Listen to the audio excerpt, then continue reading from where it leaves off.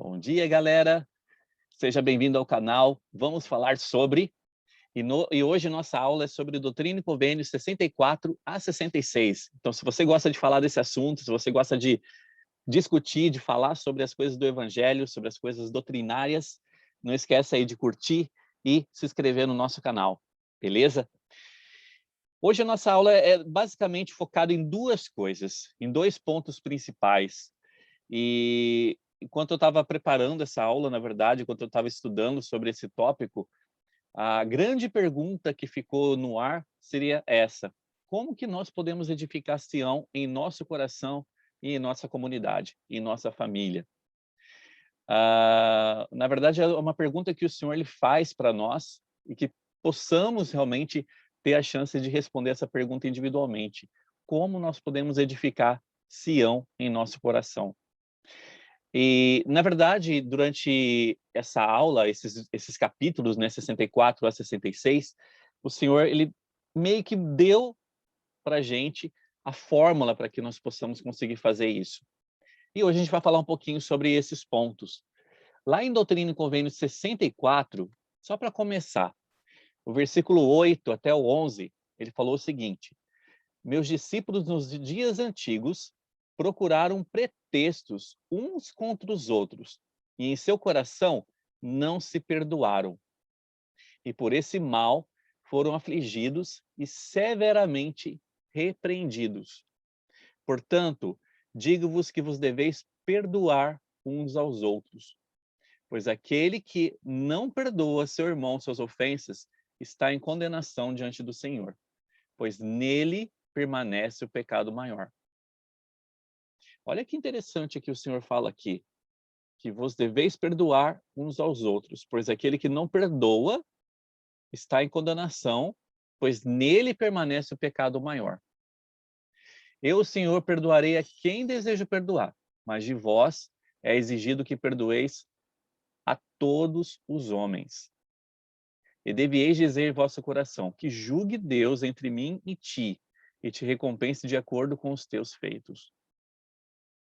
O Senhor, ele dá uma fórmula mágica aqui para a gente, para que nós possamos edificar Sião no nosso coração.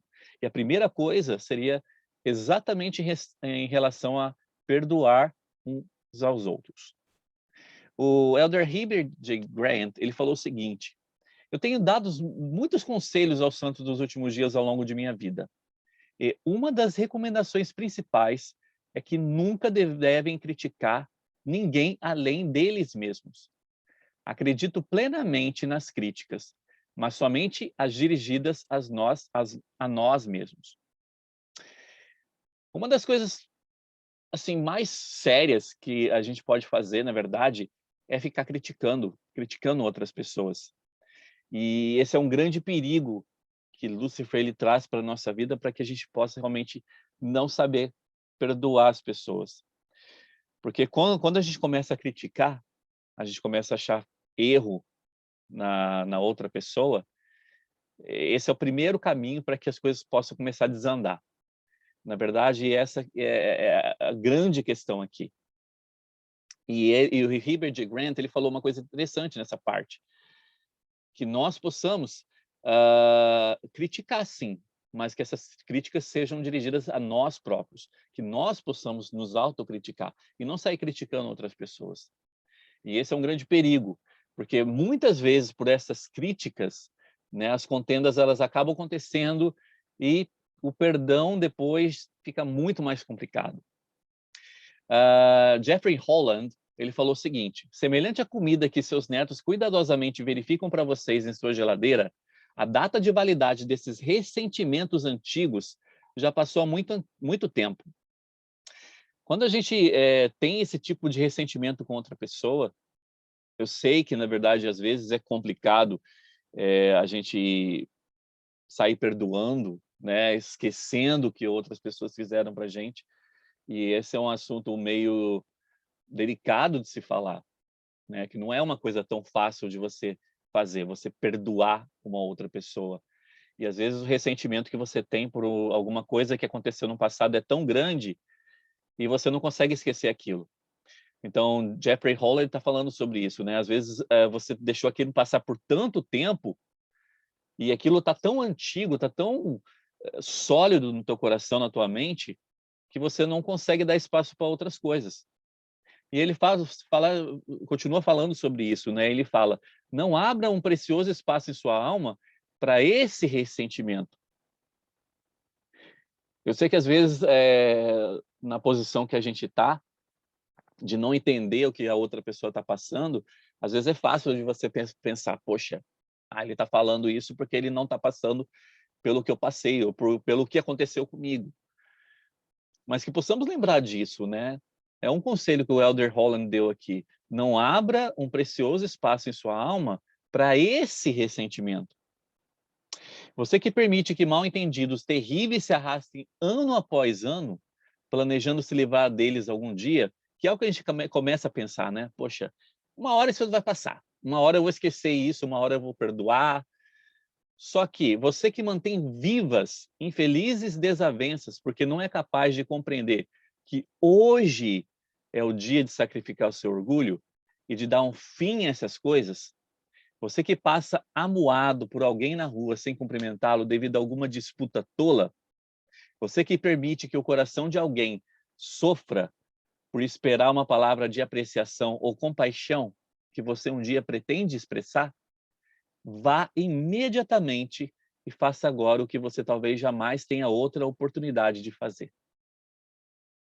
Muitas vezes a gente procrastina esse momento de deixar essas coisas para lá, né? Deixar essa situação chata, o ressentimento para trás. E é uma coisa bem interessante que ele fala aqui. Deixa isso de lado, vai imediatamente, deixa de fazer o que você estiver fazendo e faça agora aquilo que você já devia ter feito há muito tempo atrás. Eu sei realmente que o Senhor ele tem essa preocupação com a gente. Nós precisamos mostrar esse tipo de preocupação por outra pessoa. Realmente amar o próximo requer que a gente possa perdoar, que a gente possa deixar para trás algumas coisas que aconteceram. Ele falou uma outra coisa interessante aqui também. Na verdade, é uma pergunta que eu gostaria de fazer para a gente. Por que nós precisamos perdoar, então, ao próximo? E quais são algumas das consequências de nos recusarmos a perdoar? Por que realmente nós precisamos perdoar o próximo? Eu gostaria de deixar essa pergunta aí para a gente. Por que eu preciso perdoar a outra pessoa? E quais são algumas consequências da recusa em querer perdoar uma outra pessoa? O que pode acontecer, na verdade, quando eu deixo de perdoar uma outra pessoa? Entra, na verdade, naquela escritura que a gente leu aqui no início, né? O Senhor, ele vai perdoar quantas vezes Ele quiser, mas de nós é requerido que sempre possamos perdoar. Na verdade, a gente pode pensar, poxa, eu cometo tanta coisa errada, né? E o Senhor me perdoa. E por que será que eu não posso perdoar uma outra pessoa? Eu sei que às vezes perdoar é difícil, na verdade, você esquecer alguma coisa. Mas o Senhor ele não está pedindo para você esquecer aquilo que aconteceu. Tudo bem, aquilo vai ficar na tua mente, você vai ficar passando por aquilo, mas Ele está pedindo para que você realmente possa ponderar sobre isso e deixar de lado essa situação. Às vezes você não vai conseguir tirar aquela coisa da tua mente tão fácil, mas que possamos deixar de remoer essas coisas. Na verdade, o grande perigo de tudo isso é porque a gente fica remoendo no nosso coração e a gente fala que não esquece, né? Mas a gente pode deixar isso para trás. E existe uma outra pergunta interessante aqui. De que forma a atitude de uma pessoa ao perdoar pode influenciar aqueles que estão sendo perdoados? Já pararam para pensar? De que forma a atitude que você vai ter em perdoar uma pessoa vai influenciar positivamente aquele que está sendo perdoado? Que possamos pensar sobre isso. Por que às vezes é tão difícil perdoar? E o que nós podemos fazer para superar essas dificuldades para poder perdoar uma outra pessoa? Perdoar, na verdade, não é uma coisa que eu posso dizer que seja para mim. Não é uma coisa que seja egoísta. É um comportamento totalmente altruísta. Estamos mostrando o nosso comportamento em relação a outra pessoa. Dessa forma, é uma das formas que nós poderemos colocar Sião em nosso coração. Infelizmente, eu conheço histórias de pessoas que deixaram se amargurar, né? Deixaram a mágoa tomar conta do coração deles por situações, às vezes, bobas, e devido a essa situação, elas se afastaram do evangelho, elas se afastaram de outras pessoas, e é claro, como eu falei agora há pouco, a gente nunca entende realmente o que está passando na mente da pessoa. Nós não estamos no lugar da pessoa, mas que possamos pensar um pouquinho sobre isso, né? Às vezes, a mágoa que eu tenho sobre alguma situação que aconteceu no ano passado, ela pode nos destruir, e destruir qualquer sentimento bom que nós tenhamos em nosso coração e em nossa mente. Falando em nosso coração e nossa mente, um outro conselho que o Senhor nos dá também aqui, para que possamos criar Sião em nosso coração, está lá no versículo 33 e 34, e fala o seguinte: portanto, não vos canseis de fazer o bem, porque estáis lançando o alicerce de uma grande obra, e de pequenas coisas provém aquilo que é grande. Eis que o Senhor requer o coração e uma mente solícita. Os que são solícitos e obedientes comerão do bem da terra de Sião nesses últimos dias. Então ele fala aqui sobre nós temos um coração e uma mente solícita.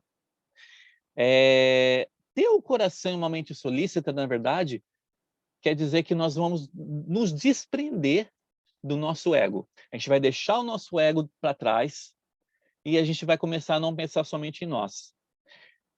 Lembra que a gente estava falando sobre a questão de perdoar, né? Que perdoar é um ato altruísta, não é egoísta. Exatamente entra nessa questão de nós podemos ter o coração e mente solícitos, porque dessa forma nós vamos mostrar para as pessoas que nós somos altruístas com eles. Nós temos realmente um amor verdadeiro e a gente está tentando mostrar esse amor para outra pessoa. E aqui num discurso de 1998, do elder James Paramore, que ele era dos 70 na época, ele falou o seguinte, ele deu algumas, na verdade ele deu algumas ideias para que nós possamos ter um coração e uma mente solícita. A primeira coisa ele falou o seguinte: em primeiro lugar, testificamos a este mundo que existe um Deus e ele enviou seu Filho amado para ensinar a importância dessa jornada para a Terra e de volta a ele. Ele proporcionou um plano para que essa jornada seja bem-sucedida. Então, a primeira coisa que nós precisamos entender para que nós possamos ter um coração e uma mente solícita é testificar a esse mundo que existe um Deus e que ele enviou Jesus Cristo para ensinar a importância dessa jornada nossa aqui na Terra. Quando nós começamos a entender isso, nós vamos entender que todas as pessoas são filhos de Deus. Não importa quem seja. Dessa forma, nós vamos começar a querer demonstrar um coração desapegado de nosso ego, desapegado do nosso egoísmo. Dessa forma, a gente vai começar a querer mostrar um amor genuíno para outra pessoa. Em segundo lugar, Deus, por meio de seu Filho Jesus Cristo, estabeleceu limites, que são os mandamentos que ele nos deu, para nos ajudar a fazer a jornada em segurança. Na verdade, nós temos os mandamentos não para que nós possamos ser presos por esses mandamentos, mas para que nós possamos ter limites e que possamos andar em segurança durante essa terra. Muitas vezes a gente acaba pensando que ter mandamento, muitas pessoas acabam pensando assim, né? Que você ter mandamento, na verdade, é um tipo de prisão para você. É um tipo de prisão em que você não pode fazer tal determinada coisa, que se você quebrar tal mandamento, você vai sofrer tal consequência. Mas não, são limites importantíssimos realmente que o Senhor estabeleceu para a nossa vida. E Ele promete para a gente que se nós estivermos dentro desses limites, nós vamos chegar à sua presença em segurança. Quando com o coração e mente solícita, obedecemos a esses mandamentos, passamos por um processo de transformação. Isso é que o Elder Paramore continuou falando, né? E esse processo de transformação vai alterar nosso modo de pensar, o nosso sentimento, nosso modo de vestir, o nosso estilo de vida, o que comemos, o que bebemos e o modo pelo qual servimos outras pessoas. Quando a gente sai desse limite, né, quando a gente deixa se iludir por pelas coisas que existem no mundo e tudo mais, é como se a gente estivesse entrando numa areia movediça. E Lúcifer sabe disso. Ele nos conhece também, muito bem. E ele sabe que se nós estivermos dentro dessa areia movediça, às vezes é muito complicado, porque na areia movediça você começa a se debater. E quanto mais você se debate, mais você começa a cair dentro da areia e você começa a ficar preso. Daí que nós acabamos sendo sugados por essa areia movediça. É a mesma coisa que acontece com a quebra dos mandamentos. Quando nós deixamos esses mandamentos de lado, a nossa segurança é destruída, a nossa segurança é afetada. E nós acabamos entrando, então, nessa areia movediça. Então, essa foi a segunda coisa que ele nos ensinou sobre como nós podemos ter um coração e uma mente solícitos. Em terceiro lugar, os jovens e também os mais velhos devem começar com o resultado final na sua mente. Quantas vezes será que nós fazemos alguma coisa pensando no resultado final? O que eu espero dessa decisão?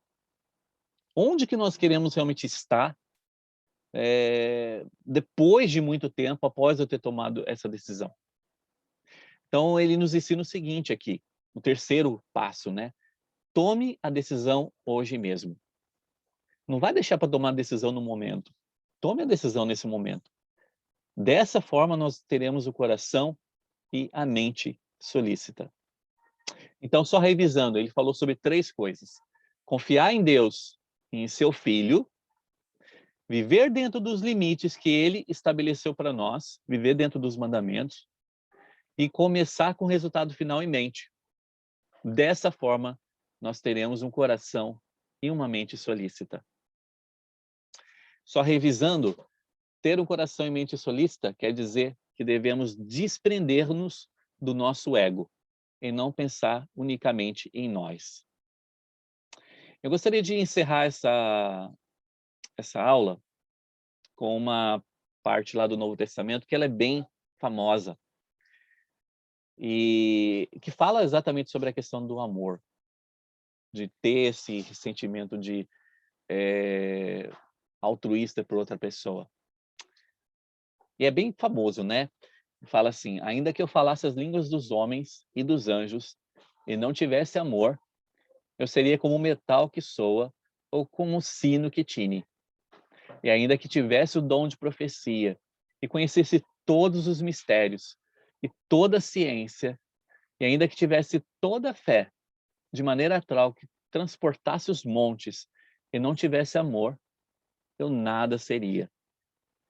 E ainda que distribuísse toda a minha fortuna para sustento dos pobres, e ainda que entregasse o meu corpo para ser queimado, e não tivesse amor, nada disso me aproveitaria. O amor é sofredor, é benigno, o amor não é invejoso, o amor não trata com leviandade, não se ensoberbece, não se porta com indecência, não busca seus interesses, não se irrita, não suspeita mal, não folga com a injustiça, mas folga com a verdade. Tudo sofre, tudo crê, tudo espera, tudo suporta. O amor nunca falha, mas havendo profecias, serão aniquiladas. Havendo línguas, cessarão. Havendo ciência, desaparecerá. Porque em parte conhecemos, em parte profetizamos. Mas quando vier o que é perfeito, então o que é em parte será aniquilado. Quando eu era menino, eu falava como menino. Sentia como menino, discorria como menino. Mas logo que cheguei a ser homem, acabei com as coisas do menino. Porque agora vemos por espelho e enigma, mas então veremos face a face. Agora conheço em parte, mas então conhecerei como também sou conhecido. Agora, pois, permaneça a fé, a esperança e o amor. Esses três, mas o maior deles é o amor. É uma escritura bem conhecida lá do Novo Testamento, mas eu acho que simboliza tudo o que nós precisamos ter para que nós possamos ter um coração e uma mente solícita. Que possamos realmente lembrar disso, que possamos perdoar mais, que possamos fazer realmente o que o Senhor quer que nós façamos, o que Ele espera da gente. Que possamos realmente perdoar mais, que possamos analisar um pouquinho melhor nossas vidas e ver o que nós podemos fazer para sermos melhores seguidores dele. Eu gostaria de só encerrar falando daquelas três coisas de novo, né? Que possamos realmente saber que Deus e Jesus Cristo, eles vivem. Eles nos proporcionaram tudo isso. Que nós possamos seguir nesse caminho, né, com segurança, lembrando dos limites que nós temos.